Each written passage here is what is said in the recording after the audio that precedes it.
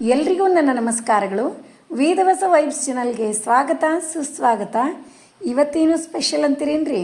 Sunday special ಏನು ಅನ್ನೋದಕ್ಕಿಂತ ಮುಂಚೆ ಸ್ಯಾಟರ್ಡೇ ಏನು ಸ್ಪೆಷಲ್ ಇತ್ತು ಅಂತ ನೋಡೋಣ್ರಿ. ಹೌದಿಲ್ರಿ? ಈಗಂತೂ ಮುಂಜಾನೆಯ ಮಾತು, ಮುಂಜಾನೆಯ ರಂಗೋಲಿ. ಫಸ್ಟ್ ನಿಮ್ಮ ಮಾತು ಹಂಗೆ ಇರ್ತದೆ. ಒಂದು ಗುಡ್ ಥಾಟ್. ಹೆಂಗೆ ಒಂದು ಲೈಫ್ ಸ್ಟೈಲ್ ಅಂದ ತಕ್ಷಣವೇ ಹೆಂಗಾಗ್ತದೆ ರೀ, ತನ್ನಿಂದ ತಾನೇ ಚೇಂಜ್ ಆಗುವಂಥದ್ದು ಲೈಫ್ ಸ್ಟೈಲ್ ಅಂದರೆ ಅರ್ಲಿ ಮಾರ್ನಿಂಗ್ ಏಳೋದು, ಎದ್ದು ಥಳಿ ರಂಗೋಲಿ, ಸ್ನಾನ, ದೇವ್ರ ಮುಂದೆ ದೀಪ ಇಷ್ಟು ಹಚ್ಚಿದ್ರೆ ಸಾಕು. ಎಷ್ಟೋ ಚೇಂಜಸ್ ನಮ್ಮ ಮನದೊಳಗೆ ಮತ್ತು ನಾವು ಎಷ್ಟೋ ಚೇಂಜಸ್ ಹೆಲ್ದಿಯರ್ ವೇ ಒಳಗೆ ಗೊತ್ತಿರಲಾರ್ದೆ ಹೊಂಟ್ಬಿಡ್ತೀವಿ ನೋಡ್ರಿ. ಹಂಗೆ ನಾವು ನೀವೆಲ್ಲ ಹೆಂಗಾಗ್ಬಿಟ್ಟಿವಿ ಅಂತಂದ್ರೆ, ಒಂದು ಮುಂಜಾನೆಯ ವಾತಾವರಣವನ್ನು ಸವಿಯುತ್ತಾ ಒಂದು ರಂಗೋಲಿ ಹಾಕೋತ ನಿಮಗೆ ಒಂದು ಗುಡ್ ಥಾಟ್ ಅಂತ ಏನಂತೀವಿ, ಒಂದು ಒಳ್ಳೆ ಮಾತನ್ನು ಕೇಳಿದಾಗೆ ಏನೋ ಒಂದು ನಮ್ಮ ವಿಡಿಯೋಕ್ಕೆ ಮೆರುಗು ಬಂದಂಗೆ ಆಗ್ತದೆ. ಪ್ರಪಂಚದಲ್ಲಿ ಅತ್ಯಂತ ಸುಂದರವಾದ ಸಂಬಂಧ ಅಂದರೆ ಅದು ಸ್ನೇಹ. ರಕ್ತ ಸಂಬಂಧವನ್ನು ಮೀರಿಸುವ ಅನುಬಂಧ ಸ್ನೇಹ. ಒಬ್ಬ ಮನುಷ್ಯ ತನ್ನ ಜೀವನದಲ್ಲಿ ಸಂಪಾದಿಸುವ ಬೆಲೆ ಕಟ್ಟಲಾಗದ ಆಸ್ತಿ ಅಂದ್ರೆ ಸ್ನೇಹ ನೋಡ್ರಿ. ಜೀವನ ನಡೆಸಲು ಸ್ಫೂರ್ತಿ ಸ್ನೇಹ. ಸಾವಿನಲ್ಲೂ ಜೊತೆ ಇರುವೆ ಎಂದು ಹೇಳುವ ಬಂಧವೇ ಸ್ನೇಹ ಸಂಬಂಧ. ಜೀವನದಲ್ಲಿ ಅಸೂಯೆ ಬೇಡ. ಹಣ, ಆಸ್ತಿ, ಆಭರಣ ಎಲ್ಲವೂ ಇಲ್ಲೇ ಉಳಿದು ಬಿಡ್ತದೆ. ಕೊನೆಗೆ ಜೊತೆಗೆ ಬರುವುದು ಒಳ್ಳೆಯ ಹೆಸರು ಮಾತ್ರ. ದ್ವೇಷದಿಂದ ದ್ವೇಷವನ್ನು ಗೆಲ್ಲಲು ಸಾಧ್ಯವಿಲ್ಲ. ಪ್ರೀತಿಯಿಂದ ಮಾತ್ರ ಗೆಲ್ಲಲು ಸಾಧ್ಯ. ಜಗತ್ತಿನಲ್ಲಿ ಎಲ್ಲವನ್ನೂ ಗೆಲ್ಲುವ ಏಕೈಕ ಆಯುಧ ಅಂದ್ರೆ ಅದು ನಿರ್ಮಲವಾದ ಪ್ರೀತಿ. ಎಷ್ಟು ಅರ್ಥಪೂರ್ಣ ಅದ ನೋಡ್ರಿ ಇದು. ಒಬ್ಬರ ಕಷ್ಟಕ್ಕೆ ನಮ್ಮ ಮನಸ್ಸು ಏನಾದರೂ ಕರಗ್ತಂದ್ರೆ, ಅವರ ಸಹಾಯಕ್ಕೆ ಮುಂದೆ ಬಂದರೆ ಅದರಲ್ಲಿ ಭಗವಂತ ಅಂದ್ರೆ ನಮ್ಮನ್ನು ಮನುಷ್ಯನನ್ನಾಗಿ ಸೃಷ್ಟಿ ಮಾಡ್ಯಾನ. ದೇವರು ನಮಗೆ ಮನುಷ್ಯತ್ವವನ್ನು ಕೊಟ್ಟಿದ್ದಕ್ಕೂ ಒಂದು ಸಾರ್ಥಕ ಜೀವನ. ಒಬ್ಬರ ಕಷ್ಟವನ್ನು ನೋಡಿ ನಾವು ಖುಷಿ ಪಡುವುದಾಗಲಿ, ಇದೇ ರೀತಿ ಇವರಿಗೆ ಕಷ್ಟ ಬರಲಿ ಅನ್ನೋದಾಗಲಿ ಇದು ಯಾವತ್ತೂ ಬೇಡ. ಆಲ್ಮೋಸ್ಟ್ ಯಾರೂ ಇರಂಗಿಲ್ಲ ಹಂಗೆ, ಆದರೂ ಇರ್ತಾರೆ ಎಲ್ಲೋ ಒಂದು ಕಡೆ. ಇಂದಿನ ಸಂಬಂಧಗಳ ಜಗತ್ತಿನಲ್ಲಿ ಬಹಳ ವ್ಯಕ್ತಿಗಳು ಕ್ಷಣಿಕವಾಗಿ ಬರುತ್ತಾರೆ, ಸ್ವಲ್ಪ ಕಾಲ ಜೊತೆಗಿರುತ್ತಾರೆ, ನಂತರ ಮಾಯ ಆಗ್ತಾರೆ.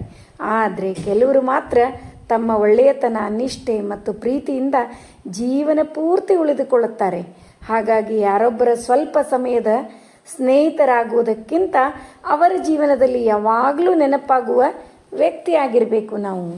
ಇಷ್ಟು ಅರ್ಥಪೂರ್ಣ ಇರ್ತವೆ ಅದರೊಳಗೆ. ಒಂದೊಂದು ನಾವು ನಮ್ಮ ಜೀವನದೊಳಗೂ ಅಳವಡಿಸ್ಕೊಳ್ಳೋಣ ಅಂತ ಹೇಳ್ತಾ ನೋಡ್ರಿ, ಇವತ್ತಿನ ರಂಗೋಲಿ ಹ್ಯಾಂಗಾಗ್ಯದ ಅಂತೇಳಿ ಕಮೆಂಟ್ ಮಾಡಿ ತಿಳಿಸೋದು ಮರಿಬೇಡ್ರಿ. ಮತ್ತು ನಿಮಗೆ ಫಸ್ಟಿಗೆ ಹೇಳಿದೆ ನಾನು ಸಂಡೇ ವಿಡಿಯೋ ನೋಡ್ಲಿಕ್ಕತ್ತೀರಿ ಅಂತ. ಆದ್ರೆ ಸ್ಯಾಟರ್ಡೇ ವಿಡಿಯೋ ಯಾಕೆ ಬರಲಿಲ್ಲ ಅಂತ ಕಮೆಂಟಿಗೆ ಉತ್ತರ ಬರಲಿಲ್ಲ ಅಂತಂದು ವೇಟ್ ಮಾಡ್ತಿರ್ತೀರಿ. ಹೌದಿಲ್ರಿ? ನೋಡ್ರಿ, ಈಗ ನೀವು ಇನ್ನು ಮುಂದಿಂದು ಇದು ರಂಗೋಲಿ ಆದ ತಕ್ಷಣ, ದೇವ್ರ ಪೂಜೆ ಎಲ್ಲ ನೋಡಿದ ತಕ್ಷಣ ಏನು ಮುಂದಿನ ವಿಡಿಯೋ ಎಲ್ಲ ಅದಲ್ರಿ, ಸ್ಯಾಟರ್ಡೇ ವಿಡಿಯೋನೇ ಅದ ರೀ. ಅಂದ್ರೆ ನಿಮ್ಮನ್ನೆಲ್ಲ ಕರ್ಕೊಂಡು ಎಲ್ಲಿ ಹೊಂಟೀನಿ ಅಂತೀರೇನ್ರಿ?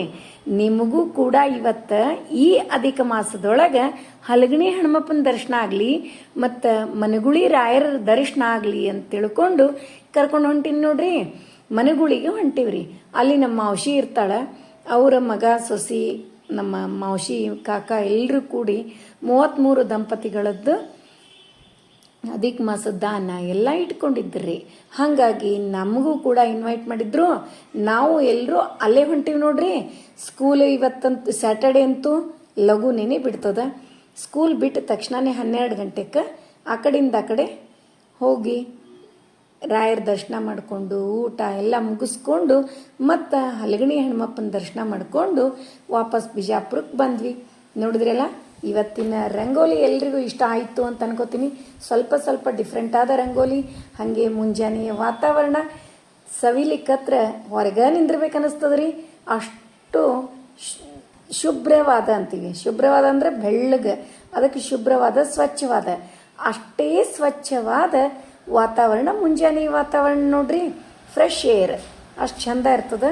ಮತ್ತು ಹಾಗೆ ತುಳಸಿ ಮುಂದೆ ಒಂದು ಸಣ್ಣ ದೀಪ, ಅದು ಆದಮೇಲೆ ಒಂದಿಷ್ಟು ಪ್ರದಕ್ಷಿಣೆ, ತುಳಸಿ ಪ್ರದಕ್ಷಿಣೆ ಇಷ್ಟ ಹಾಕಿದ್ವಿ ಅಂತಂದ್ರೆ ಮುಂದಿನ ಕೆಲಸ ಸ್ಟಾರ್ಟ್ ನೋಡ್ರಿ ನಾಳೆ ಒಂದು ದಿವಸ ಆದ್ರೆ ಮುಗಿದು ಹೋಯ್ತು 33 ಪ್ರದಕ್ಷಿಣೆಗಳು. ಮುಂದೆ ಬರ್ತಾ 5 ಪ್ರದಕ್ಷಿಣೆ 5 ಪ್ರದಕ್ಷಿಣೆಯನ್ನು ಹಾಕೋದು. 5 ಭಾಳ ಜಲ್ದಿ ಮುಗಿತಾವ. ಮನೆ ಮುಂದೆನೇ ಹಾಕ್ತೀನಿ.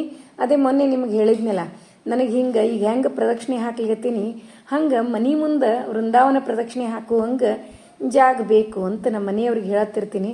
ನೋಡೋಣ ಅದನ್ನು ಯಾವಾಗ ಮಾಡಿಕೊಡ್ತಾರಂತ ಹೇಳಿ. ಅಷ್ಟು ಜಾಗನೂ ಇಲ್ಲರಿ ನಮ್ಮ ಮನೆ ಮುಂದೆ. ಹಾಗಾಗಿ ಈಗ ತುಳಸಿ ಪ್ರದಕ್ಷಿಣೆ ಸೇವಾ ಏನಾದರೂ ಹಿಡಿದ್ರೆ ಹಿಂಗೆ ಒಳಗೆ ತಂದಿಟ್ಟು ಪ್ರದಕ್ಷಿಣೆ ಮತ್ತು ಉಡಿ ತುಂಬುದು ಎಲ್ಲ ಮುಗಿಸ್ಕೊಂಡು ಆಮೇಲೆ ಹೊರಗೆ ಒಯ್ದಿಡೋದಾಗ್ತದೆ ನೋಡ್ರಿ. ಮನೆ ಮುಂದೆ ವೃಂದಾವನ ಏನಾದರೂ ಇದ್ದು ಪ್ರದಕ್ಷಿಣೆ ಹಾಕ್ಲಿಕ್ಕೆ ಬರ್ತಿತ್ತಂತ 33 ಪ್ರದಕ್ಷಿಣೆ ಹಾಕ್ಬೋದ್ರಿ. ಇದು ಒಳಗೆ ಎತ್ತಿಟ್ಕೊಳ್ಳೋದು, ಹೊರಗಿಡೋದು. ಒಳಗೆ ಎತ್ತಿಟ್ಕೋಬೇಕಾದ್ರೆ ಮೊದಲೇನು ಎಲ್ಲ ಕ್ಲೀನಾಗಿ ಒರೆಸ್ಕೋಬೇಕಾಗ್ತದೆ. ಮತ್ತು ಯಾರೂ ತುಳಿಬಾರ್ದಲ್ಲಿ ಅಂಥ ಜಾಗದೊಳಗೆ ಎಲ್ಲ ಮಾಡ್ಕೋಬೇಕಾಗ್ತದೆ. ಅಂದ್ರೆ ಮುಂಜಾನೆ ಟೈಮ್ ಎಷ್ಟು ಮುಖ್ಯ ಇರ್ತದೆ ನೋಡ್ರಿಲ್ಲ. ಯಾಕಂದ್ರೆ ಇದು ಬರೇ ಹೊರಗೆಲ್ಲ ಕಸ ಹುಡುಗೋದು, ಒರೆಸೋದು ಅದೆಲ್ಲ ಆಗಿರ್ತದೆ. ಮತ್ತು ಸ್ನಾನ ಆದ ತಕ್ಷಣನೇ ಮತ್ತು ಇವೆಲ್ಲ ಮಾಡ್ಕೋತ ಕೂಡ್ಲಿಕ್ಕೆ ಟೈಮ್ ಹಿಡಿತಿರ್ತದೆ ನೋಡ್ರಿ. ನನ್ನ ಮಗಳು ದಿನ 33 ರಂಗೋಲಿ ಹಾಕ್ಲಿಕ್ಕತ್ತ ಅಂತ ಹೇಳಿದ್ನಲ್ಲ. ಆಕೆ ನಿನ್ನೆ ಯಂತ್ರೋದ್ಧಾರಕ ರಂಗೋಲಿ 33 ಹಾಕಿದ್ಲು. ನಮ್ದಂತೂ ಶಂಖಚಕ್ರ ರಂಗೋಲಿ ಇಷ್ಟು ದಿನನಿತ್ಯ 33 ದಿವಸ. ಆದ್ರೆ ಎಲ್ಲೋ ಮನಸ್ಸಿಗೆ ಇನ್ನೂ ಇದನ್ನು ಮಾಡ್ಬೇಕಾಗಿತ್ತು, ನಾ ಈ ಸೇವೆ ಮಾಡ್ಬೇಕಾಗಿತ್ತು, ಆ ಸೇವೆ ಮಾಡ್ಬೇಕಾಗಿತ್ತು ಅಂತ ಅನಿಸ್ತದ ನೋಡ್ರಿ ಮನಸ್ಸಿಗೆ. ಅಂದ್ರೆ 33 ದಿವಸ ಸ್ವಲ್ಪೇ ಅಂತ ಅನಿಸ್ಬಿಡ್ತು. ಆದಷ್ಟು ನೆಕ್ಸ್ಟ್ ಅದಕ್ಕೆ ಇನ್ನೊಂದಿಷ್ಟು ಈಗಿಂದಲೇ ಪಟ್ಟಿ ಮಾಡಿ ಇಟ್ಕೊಂಡು 1ನೇ ದಿವಸದಿಂದ ಸಕ್ಸಸ್ಫುಲ್ಲಾಗಿ ನೀವು ಮಾಡೋಣಂತ. ಈಗ ಮನೆಗಳಿಗೆ ಹೋಗುಣ್ರಿ, ರಾಯರ ದರ್ಶನ ಮಾಡ್ಕೊಳ್ಳೋಣಂತ ಬರ್ರಿ.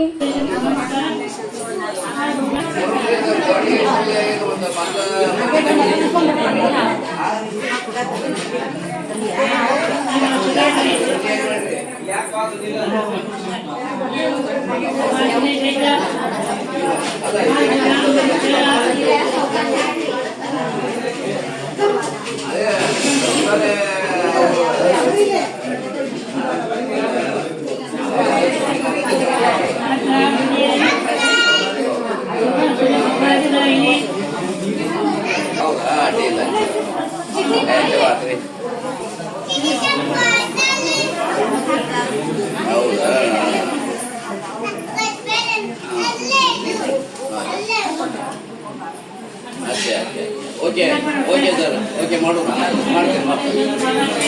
ಓಕೆ, ಹೌದು.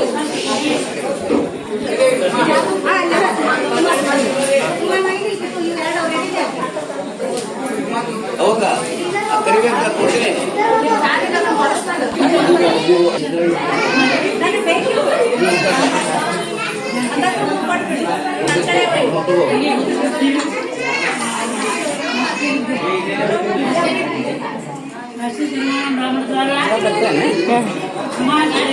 ಅಲ್ಲ ಜೋರು ಹೊಡ್ಕೊಳ್ತೀವಿ.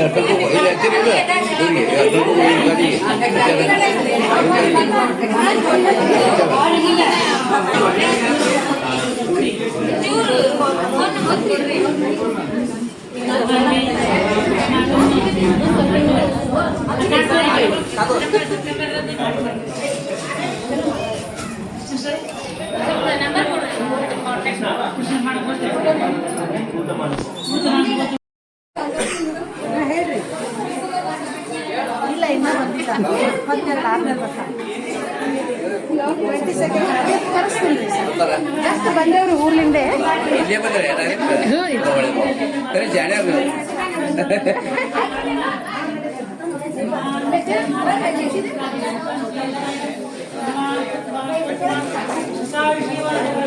ಕುಟುವ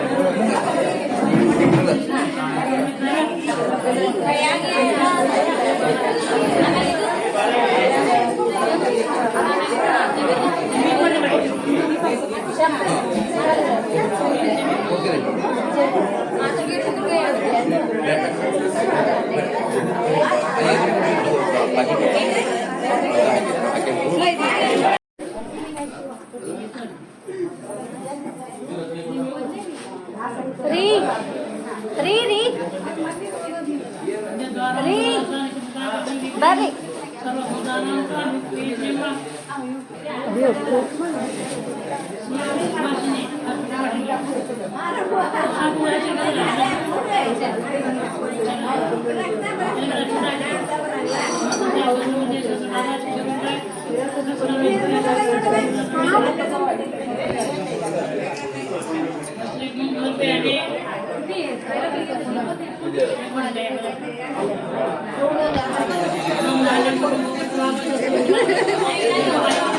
ಓ ವೈನಿ ಒಂದು ಸ್ವಲ್ಪ ಕುಂಕುಮದ ಕೊಟ್ರಿ ಒಂಚೂರೆ ಒಂದು ಸೆಕೆಂಡ್ ಕೊಟ್ಟೆ ಬಿಡ್ತೀನಿ.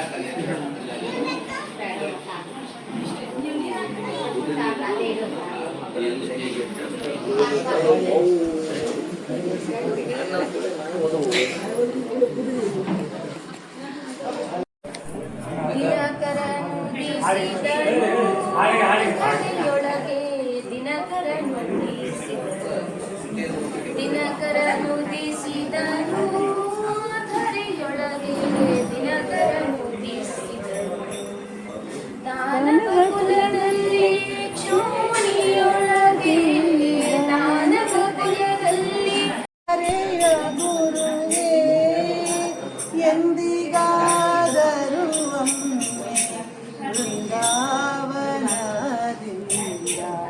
ಬಂದು ಕಂದನನು ಕೂಗಲಾರೆಯ ಗುರುವೇ ಮಂದರೋಧರನವ ಮಂದಿರವ ತಂದಿರಿಸಿ ಚಂದ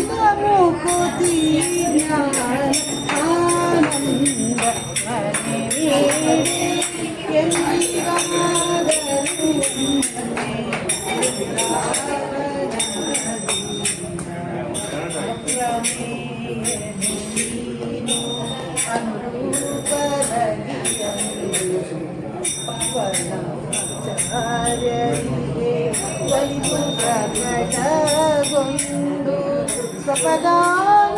ಸ್ವಪದಾನಂದಿತರ ವರದ ಗುರು ನೀನೆಂಬರು ಸ್ವಪದಾನಂದಿತರ ಪರಮ ಗುರು ನೀನೆಂಬರು ಸುಪ್ರಸಿದ್ಧಿಯ ಕೇಳಿ ಸುಪ್ರಸಿದ್ಧಿಯ ಕೇಳಿ ವಾಪಿ ಬಂದಿರುವೆ ಎಂದಿಗಾದರೂ ಒಮ್ಮೆ ವೃಂದಾವನದಿಂದ ಅಸನವಸನ ಹುಸಿ ಮಾತನಾಡಿ ಕಾಡಿಸಿ ಘಾಸಿಯನ್ನ ಮನಕ್ಕೆ ಮುಸುಕಾಗಿ ಮೋಸ ಹೋದೆ ಗುರುವೆ ಭವಪಾಶದಲ್ಲಿ ಸಿಲುಕಿ ಮೋಸ ಹೋದೆ ಗುರುವೆ ಭವಪಾಶದಲ್ಲಿ ಸಿಲುಕಿ ಆಸರೆಯ ನೀರು ಬಾ ಆಸರೆಯ ನೀರು ಬಾ ಹರಿದಾಸನೆನಿಸಿ ಎಂದಿಗಾದರೂ ಒಮ್ಮೆ ವೃಂದಾವನದಿಂದ ಧನಕನಕಗಳ ಬಯಸಿ ನಿನ್ನ ಕರೆಯುವನಿಲ್ಲ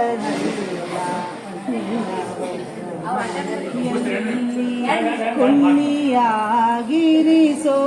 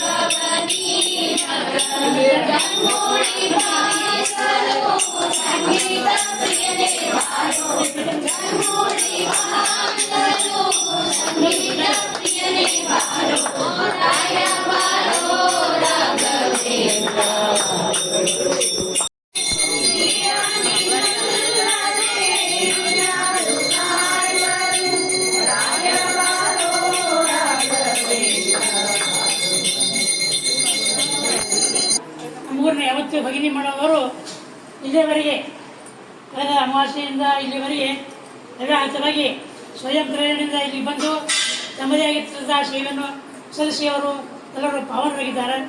ಇಂತಹ ಒಂದು ಈ ಮುಕ್ತಾಯ ಸಮಾರಂಭದ ಕಾರ್ಯಕ್ರಮ ನಾಳೆಗೆ ಅದ ತತ್ಪೂರ್ವದಲ್ಲಿ ಇವತ್ತು ದಿವಸ ನಮ್ಮ ಗ್ರಾಮದ ಹಿರಿಯರಾಗಿರ್ತಕ್ಕಂಥ ನಮ್ಮ ಪಿ ಸಿ ಪುಟಾಣಿ ಮತ್ತು ಬಂಧುಗಳು ಪರಿವಾರದವರು ವಿಶೇಷ ಕಾರ್ಯಕ್ರಮ ಇವತ್ತು ಹಮ್ಮಿಕೊಂಡಾರ.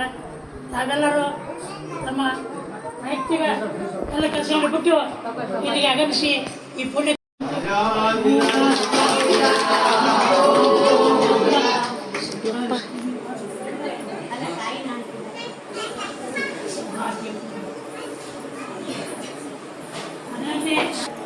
ಶ್ರೀ ರಾಮರಾವ್ ಕೂಡಿಗೆಯವರು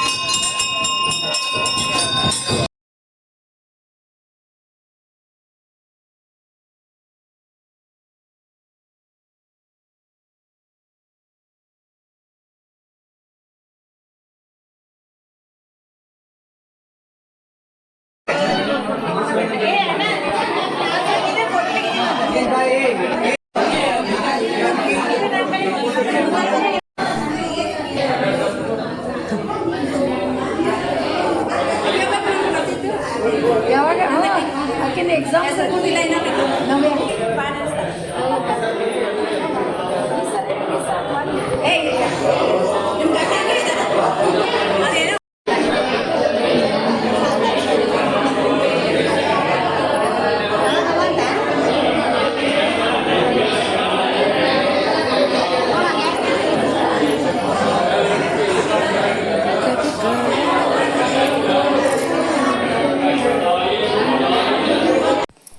ನೋಡ್ರಿ.